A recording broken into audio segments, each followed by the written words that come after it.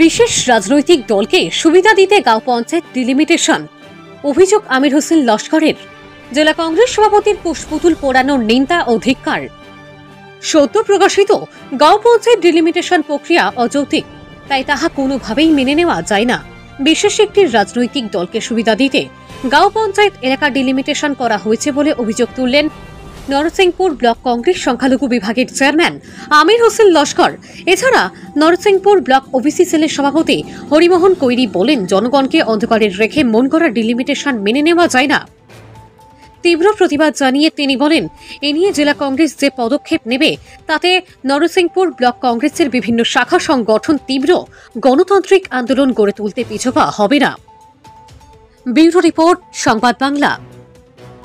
আজকে আমরা এখানে নরসিংপুর ব্লক কংগ্রেসের বিভিন্ন পদাধিকারীরা সাংবাদিক সম্মেলনের মাধ্যমে দুইটি বিষয়, গুরুত্বপূর্ণ বিষয় আপনাদের সম্মুখে তুলে ধরার চেষ্টা করছি।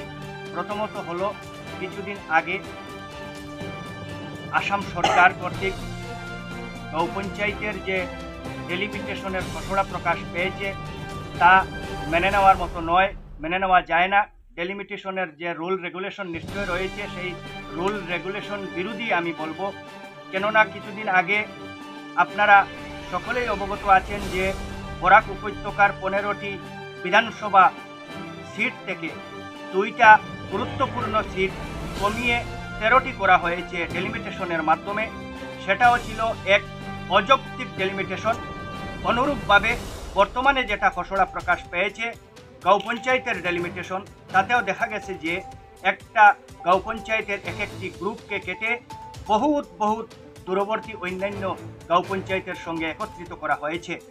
এই ডেলিমিটেশনের মাধ্যমে বিশেষ একটি রাজনৈতিক দলের এবং বিশেষ একটি সম্প্রদায়ের সুবিধা করে দেওয়ার জন্য এই ডেলিমিটেশন করা হয়েছে বলে আমরা মনে করি। আগামী দিনে ভারতীয় জাতীয় কংগ্রেস দলের পক্ষ থেকে ডেলিমিটেশন নিয়ে যে পদক্ষেপ নেওয়া হবে আমরা সাদরে গ্রহণ করে এবং এই ডেলিমিটেশনকে প্রত্যাহার করতে যা কিছু করতে হয় আমরা করতে প্রস্তুত রয়েছি।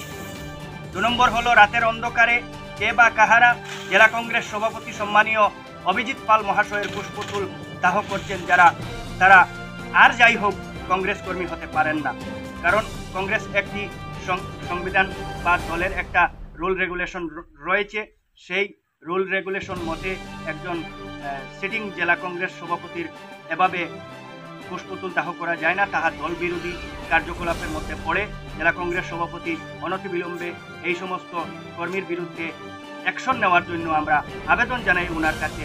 কারণ এই অপসংস্কৃতির মাধ্যমে, পুষ্পতুল দাহ প্রক্রিয়ার মাধ্যমে দলাই এলাকায় যে সমস্ত কংগ্রেস কর্মকর্তারা রয়েছেন, কংগ্রেস কর্মীরা রয়েছেন, কংগ্রেস ভোটাররা রয়েছেন, তাদের মনোবল ভেঙে দেওয়ার চেষ্টা করা হচ্ছে।